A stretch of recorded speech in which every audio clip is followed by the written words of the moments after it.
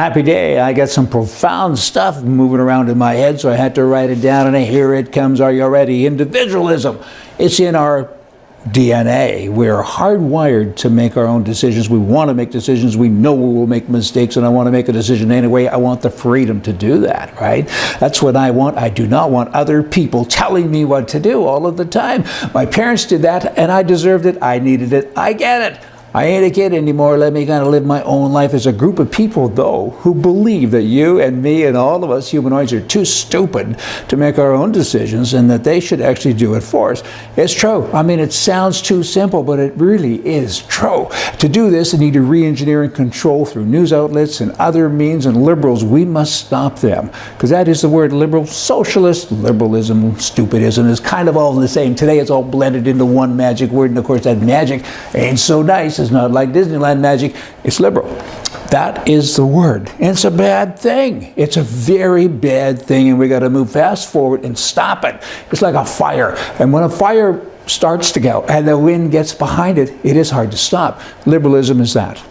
We got to stop it. It's up to us. The first Bible apostolical, I don't pronounce stuff well, church in Indianapolis is hosting pastors from around the state for a special training session for protection of worshipers in the event of another mass shooting. Some people in the news are saying, isn't that terrible? Really? You think? The training is a month after the 26 people were shot and killed in Texas in a church when they were praying. There's other incidents as well. And so for someone to say that that's a terrible thing to train people to defend the people that come to church, it's kind of weird. I got other words for it, but we'll stick with weird for the moment. Terrorists, you know what? They're in our schools. They're in our churches. They're in our subways. They actually come now to our rock concerts. We need to protect ourselves. And then you move over to a place in Canada where this is brainwashing because I don't believe it. But in Canada they're saying there's a new poll that says the vast majority of Canadians favor a ban on guns. 69% surveyed. They didn't ask me. They probably went into a little group in the House of Commons where there's a whole bunch of libs standing there. 69% surveyed say all guns should be banned totally in urban areas and all kinds of other controls somewhere else, right? Nowhere in that report did they talk about defending your life or the lives of your family or other people, right? Why is that? Because liberalism needs to control you. And the gun part, the self-defense part, is a big part of that. Canada's got the most mixed up laws of any place in the world. It's legal to defend your life in Canada. It's illegal to defend your life with any tool of any kind.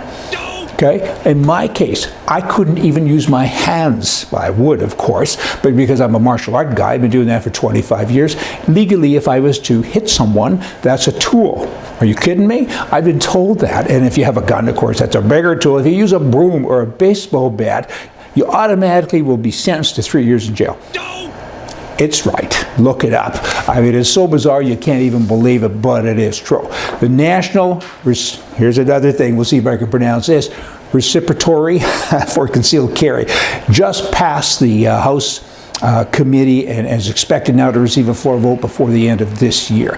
This is great. President Trump said that he would do this. It's like driver's licenses. My license is good wherever I go. So why isn't my gun license? Because the commies are in California. There's some more commies in New York. And you got to watch what you do. And if you go over the border and you're not paying attention, you still have your firearm there to protect your life and the lives of others.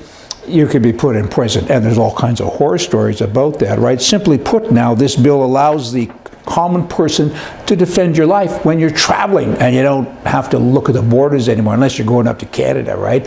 Oh, that's another story. We'll get back to that some other day. But this Concealed Carry Reciprocatory Act changes the federal law. So all state carry permits now will be treated like driver's licenses, as I've already said. The NRA is very happy. I'm very happy because I carry all the time. Recently I was at a function. It's kind of funny. There's a lot of Canadians at the function, and I guess I was a big shot for the moment, and people wanted their photos taken with me, and this happened about 24 times.